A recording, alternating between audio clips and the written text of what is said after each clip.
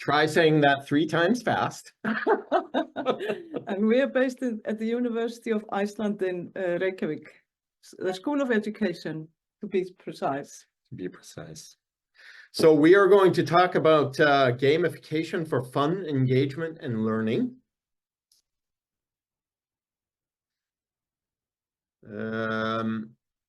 Why is it saying it can't record? Are you able to record? Because It's already recording, I think. It's already recording. Is it? I'm getting some sort of notifications. Okay, yes, there is a notification. Yes, recording. So are we recording? Yes. Okay. Very good. Right, so we are going to talk about gamification for fun, engagement, and learning. And this session is meant to prepare you for the workshops in Florence. And what we'll be talking about is basically sort of the thinking behind the methods that we'll be engaging you in Florence to help you to take existing lesson plans and transform them with gamification to become engaging, and more fun. Fun is a key concept here. So, the first big question is, of course, what is a game? And, you know, we all know games. We've played games. We do a lot of that kind of stuff. But there are sort of formal definitions that highlight some of the things that really make a game a game. And we've included here one of the sort of better known formal definitions of a game. And what it really tells us is sort of that, and the important aspects of this are that when we have a game, the game consists of some key elements that make it a game rather than something else. And amongst those are that, you know, there are some sort of rules, and there is something that encourages players to pursue the game to get some sort of payback from it. That you know, they're not just going to play for the sake of playing, but there's something that keeps them going, something that motivates them. It can be winning the game, or it can be in the form of points, some sort of recognition, etc. But this is the essence of a game. There are rules. Game players sort of know what is expected of them, and they're pursuing something. Anything to add to that, Skolina? No, I think you've got this right. I'm right.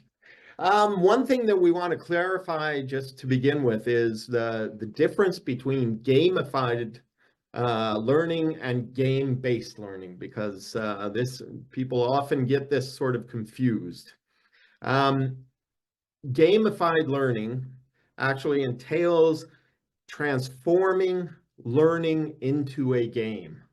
Whereas game-based learning means that we use games along with learning. So for example, if we're using Monopoly to teach kids about money, that would be an example of game-based learning, right? When we're gamifying learning, where actually the learning process is integrated into a game that, you know, we may use a game that we get from somewhere, but the learning itself is a game. Okay. Yeah, so we're aiming for inspiring students to be engaged and to have fun, creating some playful learning activities with gamified learning. And just to sort of confuse you a little bit more, that the distinction between game-based learning and gamified learning is not always entirely clear. There's a fuzzy line between there, but essentially we are talking about gamified learning rather than game-based learning. And so what we are really focusing on is how you actually transform your learning plans into novel games. Right. Or for teachers, even the lesson plans that you've created. Yep. So gamifying learning, what it consists of essentially is using game design elements. We'll explain that a little more in a little while here, to change any sort of learning activities into engaging, playful games. And so in the lesson, both here during this session and also in Florence, the things that we're going to be covering is sort of introducing some examples of effective gamified learning, the importance of developing engaging storylines, which is really a key component of gamifying learning, and developing appropriate assessment strategies, because this can be very challenging when we transform learning into a game. How do we assess the learning? So essentially the methodology that we're going to be introducing here, what the key aspect of it is really taking sort of the learning outcomes that we've planned for in our learning plans and connecting those two game design elements to see how we can make learning more engaging and fun. Always important, the fun part. Anything to add to that? No, I don't think. Okay. So, what is it? Why do we want to gamify learning? And there are many reasons. Fun being an important one, but it's also because, one of the things that we see with really good games and well-designed games is how engaged players are. And particularly that in some games, the players will actually go to great extents, great lengths to play and to learn a game. And so that engagement and that dedication, that's often at a level that we teachers can only really allow ourselves to dream of. But what we want to do is to sort of tap into that and see, can we do what game designers do to make learning as engaging as the games that our students generally tend to play. And there are other things. There's that enhanced motivation. One of the important things as well is what we call here relatable outcomes, but essentially it is what relatable outcomes are. They have to do with the ability to connect what students are learning in classroom settings and traditional school-based settings, to connect that to their daily lives and sort of the world outside of school, right? So at this point, we want to invite you to, if you have any questions, if you have any comments, you can ask them now, but you can also write them in the chat window, and Schoolina is going to monitor that and collect the questions, and we can maybe respond to some of those later on. But at this point, does anyone have any questions, comments, something we need to explain a little in more detail? We have several slides to go. Any thoughts that might occur, please let them come. Yeah.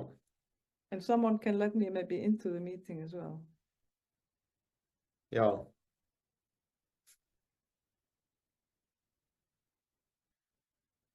So we have developed 2 handbooks to accompany this training session. And these are sort of the outcomes of our testing of the method in previous training sessions with the project. And these are available to you through the learning website that we have connected to these lessons. And there are 2 handbooks. So one is the learner's handbook and one is the trainer's handbook. And so the learner's handbook is probably where you want to start. I would recommend you start there. That this is about sort of where you learn about the method that we're going to be talking about and how you apply it and can apply it to your own lesson plans to gamify your lessons. And it includes worksheets at the end that you can use to sort of work out your thoughts and ideas and connect them. These worksheets are derived from an online tool that we have and that you will be introduced to in Florence. But the worksheets you can print off and use offline as well. So you can start preparing. If you look at the last pages in the handbook, in the learner's handbook, you will find these worksheets. And then the trainer's handbook, that's for people who will sort of be trying to teach their colleagues and others about these methods. So it contains pointers on, you know, what you can do to sort of try to convey all of this interesting and fun information to your colleagues or whoever, and that sort of thing. So definitely do read through the learner's handbook before we get to Florence, and if you have time, you can look at the trainer's handbook as well. This is what the online tool looks like, and like I say, the worksheets are really simply copies of these, and this is divided into certain sections, certain steps in the game design process, that it goes from sort of identifying the anticipated learning outcomes, what we want our students to learn, connecting those to assessment strategies, and then connecting all of that to game design elements. And what we're going to do next is we're going to talk about some key game design elements, especially as they relate to gamifying learning. And so if I just go through these really quickly, it's framing the learning activity. That's where we connect the learning outcomes to the game design elements. Then we have what we call the metaphorical playground, where we try to stimulate our creative thoughts and bring some creativity into the process, to think of, you know, novel games and entertaining games. Then we define the game, and there are three key components that are in that process, which we'll talk about in a little while. Then we go into other game design elements, develop the basic rules for the game, and then we talk about what the end of the game looks like. What it is that is supposed to motivate our students, our game players. You know, what is it that they're trying to strive to achieve at the end of the game? So like I say, that when we talk about game design elements, that this is something that game designers have developed in terms of how they design games, and we can, you know, find and produce lists with lots and lots and lots of game design elements. But what we want to focus on is just a few key components or design elements that are most important to gamifying learning, and they are essentially storylines, the rules, the control and interaction. You know, what is it that game players are able to do? Challenges and progression. What is it that motivates the players to carry on with the game, and sort of tries to make sure that they don't just quit halfway through and say, oh, this is boring.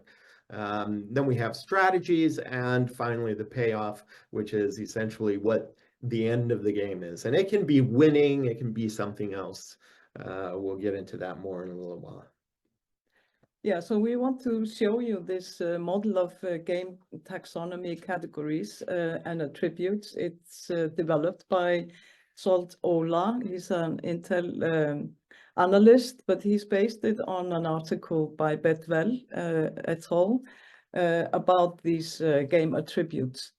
And he shared this at the conference in 21 and talked about the taxonomy categories and attributes, that they help deconstruct and analyze games. The tool enables, in other words, learning designers to play games deliberately for learning rather than simply for fun. So we're trying, in a way, to connect these elements.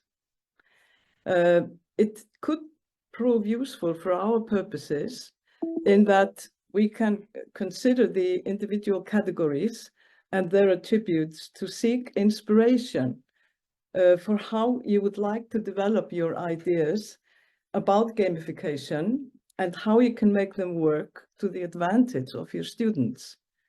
For instance, can you fantasize about how you can connect to the learning objectives and gamification or storyline? Can you specify the degree of interaction and agency your students can have in your gamification exercise? This is important. Will any conflict or changes you set up in your gamification possibly advance your students when they are climbing up the learning curve and enable them to get to the next level? I mean, these questions could maybe trigger off some thoughts. And if you look at the attributes surrounding this circle with the main categories, then you might be able to align them with your learning objectives that you're trying to get across. So to take a quick look at some of these key game design attributes or the game design elements, that we always start with a storyline. That this is sort of where we describe what the game is about. And even the most simple games, that they are based on a storyline. We don't always think about what that storyline is, but there is some storyline there. And even if we think of the simple game of tag, there is that storyline about, you know, being it. And as it would be said in English, and, you know, no one wants to be it. So there's a storyline there about avoiding being it, right? But and like I say, this is a very simple storyline, but there's always some sort of storyline underlying the game, and it really, the storyline sort of, it can either be, you know, we can derive a storyline or create a storyline, but it tells us what the game is about. And to have a game that, you know, so that the players know what they're expected to do, there has to be that storyline. So we start off with developing what the basic plot of the game is. And then we have different types of storylines. So we can have storylines that are entirely made up at the start. This is very often the case, for example, with board games. That you know, board games are dictated by rules. The rules are written in the rule book, and you're not supposed to, you know, make up things as you go along. But sometimes, especially like if we're doing some sort of role-playing games or that sort of thing, then we might actually want to give the players some sort of flexibility regarding the storyline, and so we can have player-generated storylines. And this is, for example, often the case in role-playing games, that if we think of things like Dungeons and Dragons, that very popular role-playing game, that often the person who is actually creating the game and running sorry the game, to interrupt. I think there are some people that need to be admitted. Can you check? Yeah. Are we supposed to be doing that, or other? Yes, I think you are assigned as host. Ah, right. But you can make me or Claudia or whatever. Yes, whoever if you prefer, you can make Iphigenia host or host. Make co-host at least.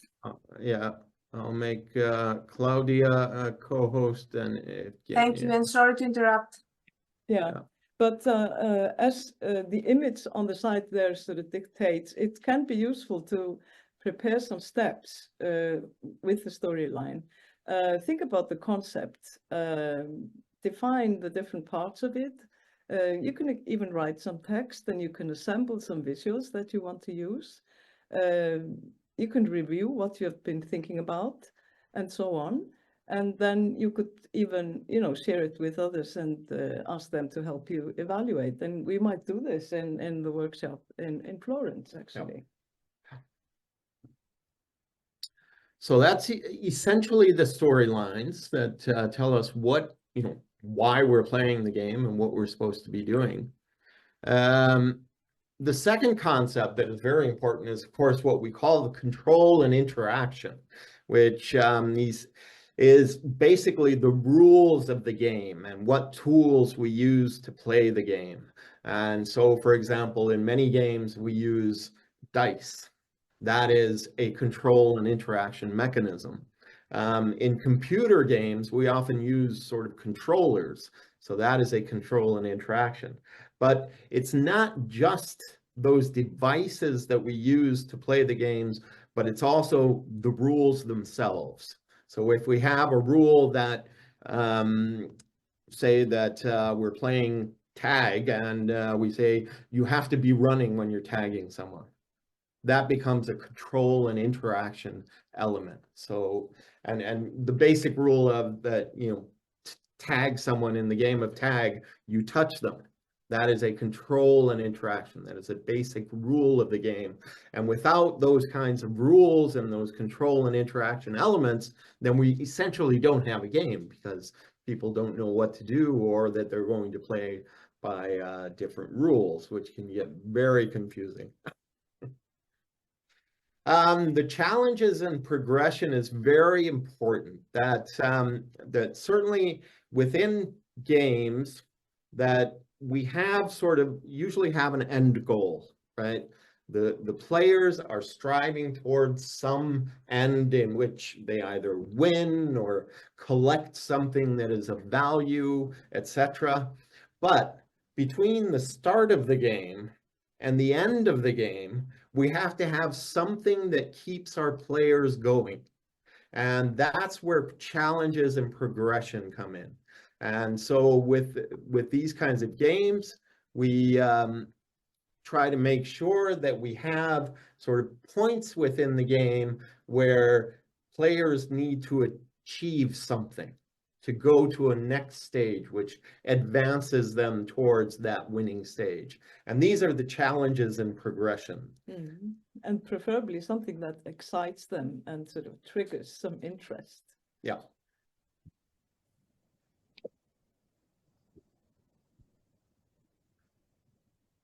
So also another thing that we do to try to maintain the player's interest is to introduce elements that allow them to strategize on their own terms, right? That they can create some sort of approaches within the game that they use to increase the likelihood that they're going to win. So if we relate it again to the game of tag, let's say one player develops a strategy that they are it, but they decide to hide the fact that they are it so they can get close to someone. And then they'll just touch them and, oh, now you're it. That would be a strategy. And so we want to give players opportunities to develop those kinds of strategies, because that is a very motivating factor for them to think about how they can, you know, try to use their own ideas and their own wit and smarts to get ahead in the game. Yeah, so it's a question of agency and participation, sort of the interaction between that. So ultimately, the final goal is what we call the payoff. What is it that, you know, game players are really striving for throughout the entire process of playing the game? And these are very important motivators, because if there's nothing at the end of the game, then why are we going to play the game, right? Often, you know, the payoff is simply winning, but it doesn't necessarily have to be winning. It can be a lot of different things: rewards, points, badges, etc. Can be very motivating, or just as motivating as winning a game. Γεια σας. Ναι, So, ναι. Δεν πειράζει, δεν πειράζει. Είμαι σε σεμινάρ. Εντάξει. so the really important Okay. thing with the method that we'll be working with you with in the workshops is connecting these key game design elements to the learning elements that we are, used to working with as teachers. We're used to thinking about ways that we engage our students. We think about how communication occurs within learning environments. To think about the agency of the students. That how do we connect those to specific game design elements so that our games don't just become about the games, but are actually functioning as learning tools. Because one of the sort of worst things we can do is to try to gamify learning, and it ends up that the game takes over the learning processes. And we want to avoid that at all costs. In this context, I've often shared a personal story that when I was a kid, that one of my teachers introduced sort of a reading competition, and we would get stars for each book that we read. And myself and another student, we ended up sort of in a one-on-one competition in this to be always at the top of the readers list with the most stars. And at one point, I was starting to fall behind. And so I ended up cheating and actually said that I'd read a book that I hadn't read. And and there, so this would be an example of a relatively poorly designed game, because there the game really took over the learning aspects. And so that's what we want to avoid. So that's why we want to have clear connections between the game design elements and the learning elements that we're working with. And that's what our approach is particularly oriented toward. So, any questions, comments yet? Nothing? Something that comes to mind? So, yes, Iphigenia. So again, it's for any subject, any topic, right? Well, I think both of us would say that yes, you should be able to gamify any sort of learning. That it's not bound to any certain topic, and because it's really about focusing on the anticipated learning outcomes and thinking about just how you use those game design elements to increase the engagement and fun with those. So it's not specific to any subject. And certainly I think any subject can be gamified, but it requires the insight of the teacher, of course, that the teacher, this is something that especially experienced teachers would be very comfortable with. I would hope that that thinking about how they can sort of transform the process of achieving the learning outcomes into something that that builds on those game design elements. Yeah. I see. Thank you.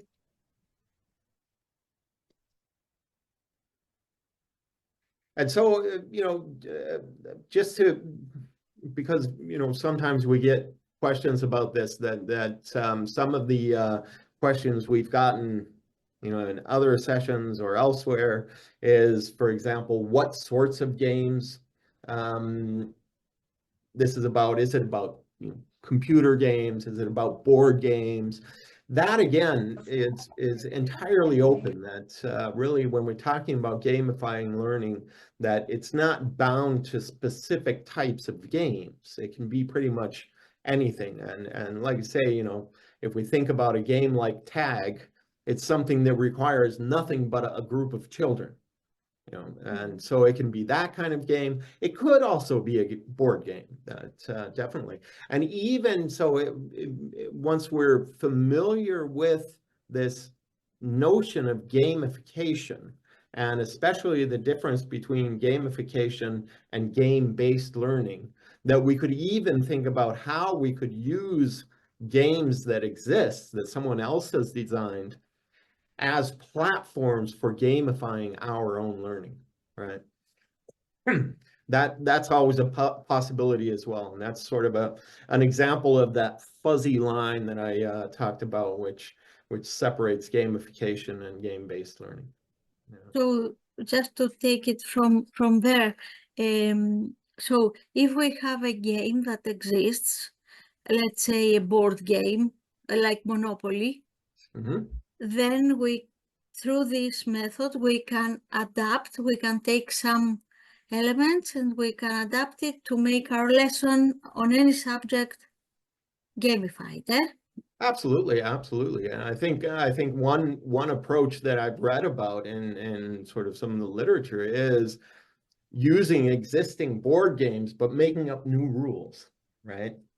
That there's nothing that says that you have to play by the rules that they print on the box, but you can make up your own. And even, I mean, Monopoly is an interesting example because it is a game that started out as one thing and was transformed into something entirely different. Because originally it was developed as a game that was supposed to teach children about the evils of property owners that manipulated renters and that sort of thing.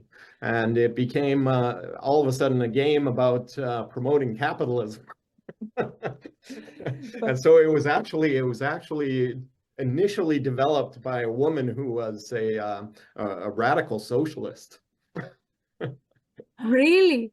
Yes. But I think you could also think about this, if you think about it with relation to subjects. I mean, there are a lot of concepts that might be tricky to understand. And it's maybe a matter of imagination, of finding out how you can make them more understandable and adaptable to understanding with gamification. And you can also think about gamifying that something that is cross-disciplinary. Doesn't have to be based on subjects. Corinne, you have your hand up. Yes. You have a question? Yes, hello. Thank you for the presentation. I'd like to ask you, what are we going to do in Florence? We're going to create our own game based on gamified learning, or the game-based learning, or both? No, we are going to be focusing entirely on gamification, right? So that's really, we are not doing game-based learning. We are doing gamification. But for Florence, what the plan is, and what we've sort of, at least the information that we've asked to have conveyed to the participants, is that people come to the session with a lesson plan that they have developed for their normal teaching. Then the participants will work in groups. They will select one of the lesson plans, and then they will work from that lesson plan to gamify it, going through those steps that are illustrated by the worksheets in the handbook. So, along with our luggage, we are bringing a lesson plan. Yeah. Yeah, preferably, yeah. But or I mean, basically our idea, and we also want people to show up with their own computers or tablet computers or that sort of thing. So I'm thinking that you could just have your lesson plan on a drive on your computer, so that it doesn't make for any extra luggage. Certainly not. Thank you very much. Yep. I'm looking forward to meeting you there in Florence with my lesson plan. Likewise. So any other questions or comments?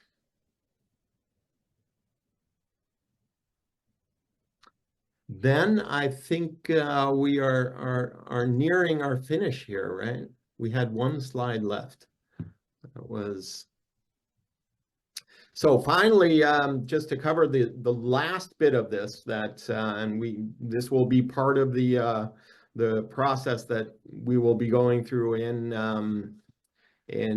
Florence, is thinking about how we assess the learning that goes on in gamified learning, because that can actually be a very tricky challenge, because like we've talked about, that when we're gamifying our lessons and our learning, that we use various things to motivate our students, right? Strategies and payoffs and all of that kind of stuff.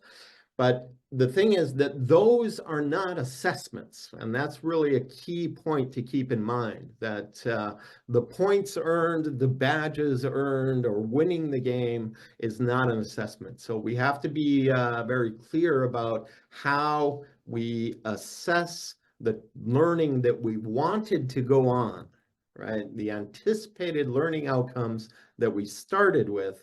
How do we expect those to appear in the gameplay, and how will our students provide some sort of documentation of the learning that went on, Or demonstrations. or demonstrate the learning that went on in the game, right? Are we done? I think. Yeah. Then we just had, just to point out again, the resources that are on the website. So we both have a resource list with some links to further information about gamification, especially gamification and how it relates to learning. And then we remind you about the worksheets in the handbook, in the learner's handbook. Definitely familiarize yourselves with those. And then we have an extensive bibliography for those who really want to dive deep into the topic of gamification.